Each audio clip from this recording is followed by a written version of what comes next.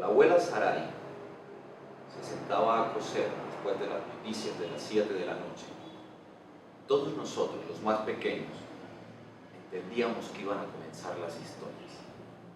Entonces esperábamos a que la abuela agarrara la aguja de la vieja máquina de coser, asegurara el trozo de tela a la base y se prestara a comenzar a pedalear, y entonces allí todos nos sentábamos alrededor de ella. Y entonces uno de nosotros le decía: abuelita, ¿por qué no nos cuentas una historia de esas tan lindas que tú conoces? Y la abuela se bajaba las gafas hasta la punta de la nariz, nos miraba por encima de ella, luego se quitaba los espejuelos y los colocaba al lado de la mesa. Corría la silla a un lado, se sonreía y comenzaba. Hay seres que habitan la noche y nos observan, amparados solo bajo el manto negro de la oscuridad. Estos seres son imperceptibles para muchos de nosotros, y estos seres lo único que esperan es que alguien abra el umbral que los separa de su mundo a nuestro espacio terrenal. Pero cuando lo hacen, cuando sucede y logran introducirse a nuestro mundo, se alojan debajo de la cama de los niños, para que cuando estos se levanten en la madrugada a orinar, los toman por los tobillos y los arrastran debajo de la cama para llevárselos hasta las profundidades del infierno y tenerlos allí hasta la eternidad. A mí no me jodan y no me digan que esto es amor de madre, porque todas las historias de mi abuela eran así. Nosotros nos sentábamos allí alrededor de ella, esperando que nos fuera a contar historias de hadas, de princesas, de príncipes, de dragones, de unicornios, pero no, la abuela siempre terminaba contando historias de fantasmas y de apariciones, que lo único que hacía era comenzar a llenarnos de miedos y de frustraciones y un montón de temores que a nuestra corta edad no eran muy buenos. Para nosotros se convertía en un temor indiscutible acostarnos a dormir, y rogábamos a los cielos que no nos fueran a dar ganas de orinar en la madrugada, temerosos de que nos fueran a tomar por los tobillos y nos arrastraran a las profundidades de los infiernos. Mi abuela, desde muy temprana edad mía, empezó a contarnos estas historias, y contaba siempre historias de fantasmas y apariciones. Sin embargo, había algo que siempre me parecía muy curioso, y es que la abuela contaba estas historias en tercera persona. Nunca las contaba de que le hubiese sucedido a ella personalmente. Y para mí siempre estas historias eran un poco extrañas porque carecían de veracidad. Yo creo que hoy en día la tradición oral es tan importante por eso, porque nadie es el autor real de estas historias. Si esto sucediera, tendrían que pagarle un dinero enorme por derechos de autor. Así que todos tenemos la libertad de contar historias de tradición. Eran tantas las historias que la abuela contaba que no podría precisar si habría una que me gustaba más que la otra. Sin embargo, siempre busqué una historia que le sucediera a alguien a quien yo conocía. Y mi abuela contaba algo, un mito, una leyenda que sucedía a las afueras del pueblo, y esa historia es la historia del oro vagabundo. Del oro vagabundo, no del loro vagabundo. No es un loro que estuviera de palo en palo conquistando otras loras, no, el oro vagabundo. Mi abuela describía esta aparición como un pequeño niño, Ditu, de 3 o 4 años de edad, totalmente desnudo, que lloraba a todo pulmón. Y bueno, uno se puede preguntar, ¿qué tiene de extraño un niño desnudo en el campo que llora a todo pulmón? La abuela decía que esta aparición sucedía en las horas de la noche o entrada a la madrugada. Pero la situación era el misterio que lo enmarcaba, y es que cuando uno se encontraba al oro vagabundo, uno trataba de preguntarle a este extraño niño qué le sucedía, pero el niño lo único que hacía era llorar a todo pulmón. De tal manera que uno, cansado o fatigado de estar tratando de encontrar respuestas, pues comenzaba a comenzar a alejarse y a perder su camino. Pero lo extraño es que más adelante volvía a aparecer este infante. Y así uno lo quisiera ignorar, más adelante volvía a aparecer, y más adelante volvería a aparecer, y más adelante volvería a aparecer. Así, hasta terminar uno rabioso y delirante para acompañar al resto de lunáticos en el carnaval del diablo. Sin embargo, mi abuela decía que la única manera de librarse de este espectro era arrojarle una prenda personal, y cuando esta prenda entraba en contacto con el cuerpo del niño, éste la convertiría en oro. Situación extraña por demás, porque un pequeño infante de un campo que está totalmente desnudo, vas a tener esta propiedad de convertir el oro y darte tantas riquezas. Pero esta historia a mí me llamaba mucho la atención y me gustó, porque en estos ires y venires del destino y de la vida misma, tuve la fortuna de conocer a alguien que tuvo la posibilidad de encontrarse con el oro vagabundo. Y ese alguien era doña Eugenia María de la Santísima Trinidad García Guerrero, para los amigos Genia. Doña Genia era una señora de escasos recursos económicos, y doña Genia vivía a las afueras del pueblo. En una pequeña falda de la montaña, allí tenía su pequeña casa, muy humilde doña Genia, y la actividad económica de doña Genia era lavar la ropa sucia de las personas más prestantes del pueblo. De tal forma que en las mañanas doña Genia se levantaba, tomaba su gran tazón lleno de ropa sucia, medio jabón azulín y media totuma con la que sacaba el agua de la quebrada, con la cual utilizaba para limpiar las prendas y lavarlas, las ponía a secar, terminada la mañana, y en la tarde se dirigía al pueblo para entregarlas y recibir un poco de dinero por su labor. Todas las mañanas era la misma rutina para doña Genia. Pero una mañana en especial, en que doña Genia se levantó, tomó su tazón lleno de ropa sucia y comenzó a caminar y a bajar aquella montaña, muy alegre, silbando melodías inexistentes, mientras divisaba el gran paisaje que la rodeaba.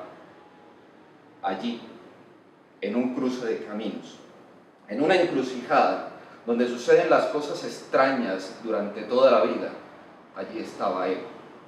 Estaba este pequeño niño, de escasos 3, 4 años, totalmente desnudo, que lo único que hacía era llorar desconsoladamente.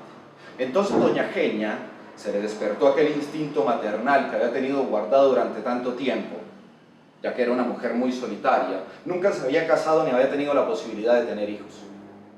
Entonces se acercó, tratando de auxiliar a aquel niño que lloraba a todo pulmón, lo increpó con muchas preguntas y le dijo: papito, ¿dónde está mamá?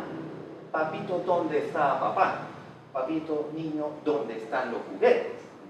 Pero el niño no respondía a ninguno de los interrogantes que doña Genia le hacía.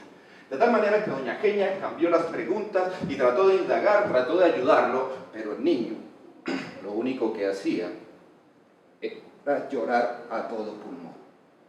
Entonces doña Genia, pues muy rabiosa, se cansó de que el niño maleducado ni siquiera hubiera tenido bien darle los buenos días, y continuó su camino, tratando de olvidarlo y que el niño hiciera lo que pudiera con su propia humanidad. Pero a la mañana siguiente, en el mismo sitio, casi que a la misma hora, estaba de nuevo él, como si hubiesen pactado una cita, como si hubieran acordado encontrarse en el mismo sitio durante mucho tiempo.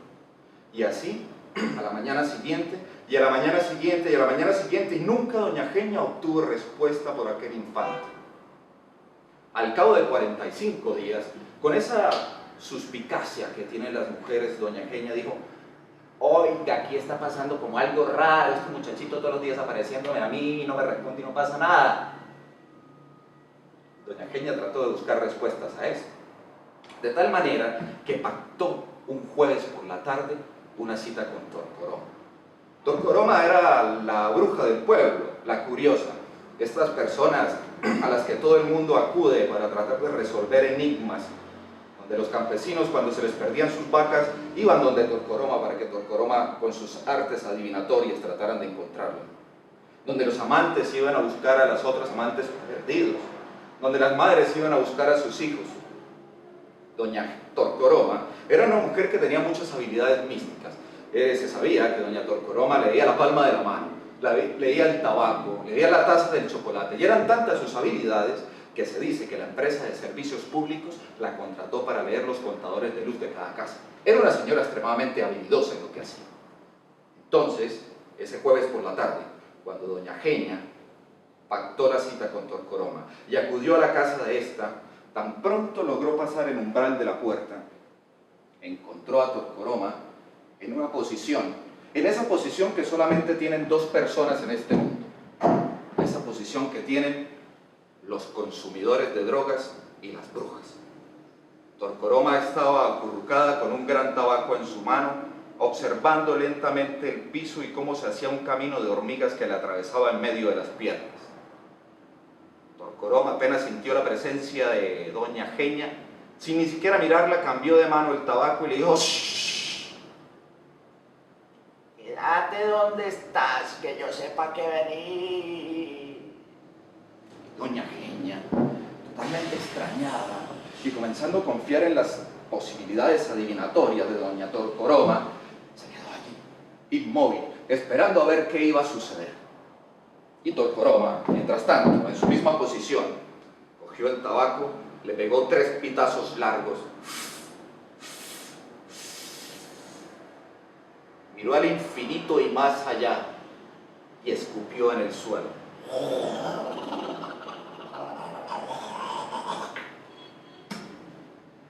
Y con la uña de este dedo, que era larga y que le servía como varita mágica y también para sacarse los mocos, comenzó a batir aquella espumosa saliva a tanta velocidad que terminó a punto de nieve. Una vez terminada aquella labor, Torcoroma se levantó, miró a Genia y le dijo: A vos lo que te está persiguiendo es el oro vagabundo. Doña Genia, que ni siquiera le había contado para qué iba, comenzó a escuchar a Torcoroma la historia, aquella historia que les conté al principio, la historia de aquel pequeño infante que desaparece desnudo a las afueras en los campos, que lo único que hace es llorar y llorar de amor, y que termina rabioso y delirante para acompañar al resto de lunáticos en el carnaval del diablo. Luego de esto, Torcoroma le dijo: La única manera que tienes para salvarte de él es arrojarle una prenda personal y el niño la convertirá en oro. Nunca se había visto a doña Genia tan de mal genio como aquella tarde. Ni siquiera le dio las gracias a Torcoroma y se fue totalmente decepcionada, creyendo que Torcoroma la creía una imbécil, porque le iba a creer aquella historia tan ridícula que aquel pequeño infante, que no tenía ni siquiera cómo vestirse él, iba a estar regalando oro a diestra y siniestra a quien tuviera bien arrojarle alguna prenda personal. Esa noche doña Genia llegó a su casa y se acostó a dormir. Sin embargo, la historia quedó dándole vueltas en la cabeza.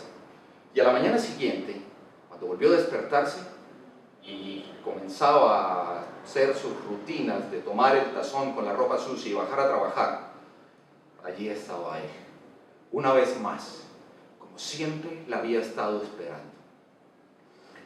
Pero doña Genia no le prestó atención. Continuó su camino y siguió caminando, haciendo caso omiso a la presencia siniestra de aquel niño. Y así pasaron los días, hasta que una mañana en especial, en que doña Genia se levantó con el gusanito de la incertidumbre, de la curiosidad, dijo: ¿quién quita que sí? Uno nunca sabe. ¿Qué tal que la historia sea cierta y yo me estoy perdiendo de la posibilidad de que algo bueno haya para mí? De tal manera que tomó su tazón lleno de ropa sucia, su jabón azulí y su media totuma para sacar el agua de la quebrada. Comenzó a bajar nuevamente y comenzó a bajar nuevamente la falda de la montaña hasta que lo encontró. Allí estaba él de nuevo, como ya les había dicho, como si hubiesen pactado una cita. Ya de por sí eso era algo extraño. Entonces doña Genia comenzó a mirar al niño, colocó su tazón de ropa sucia en el suelo y comenzó a darle vueltas y a analizar la situación. Lo veía llorar y recordó las palabras de Torcoroma: Hay que arrojarle una prenda personal y lo convertirá en oro. Pero como les digo, doña Genia era una mujer muy pobre, no tenía ni anillos, alhajas, aretes, ni nada que le pudiera arrojar y que pudiera convertirla en oro. Pensó en arrojarle su vestido, pero el clima de la región era bastante frío y no se iba a exponer a obtener una pulmonía por algo que no sabía si iba a suceder o no.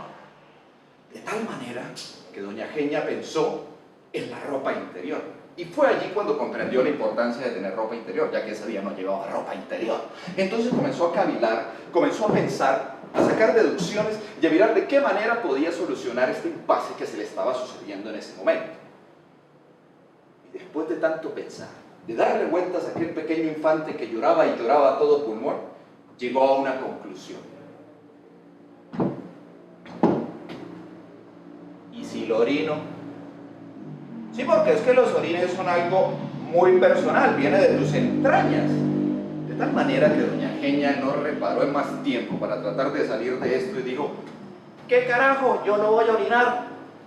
Colocó la totuma que utilizaba para sacar el agua de la quebrada, se colocó en posición de miccionar, se subió un poco la falda y comenzó a vertir aquel líquido amarillento úgreo que puede ser muy nauseabundo para muchos de nosotros acá, pero que si las cosas salen como tenían que salir, ahí haría la mujer más feliz de este mundo.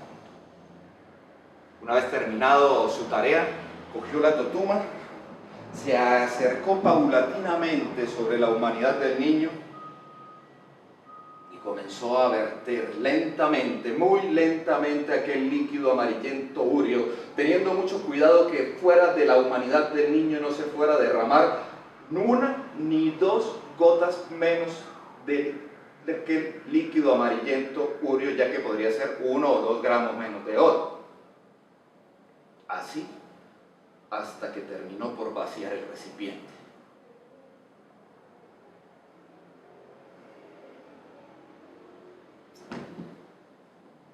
Lo que sucedió después, nadie lo puede precisar. Lo único cierto es que doña Eugenia María de la Santísima Trinidad García Guerrero, para los amigos Genia, no se le volvió a ver más en el pueblo. Su casa, allá en la falda de la montaña, quedó tal cual como la dejó aquella mañana cuando salió a trabajar. Y nunca más se le volvió a ver. Hay unos fantasiosos del pueblo que dicen que hoy día doña Genia vive muy cómodamente en una isla centroamericana, gracias a todos los tesoros y las grandes riquezas que el oro vagabundo le proporcionó.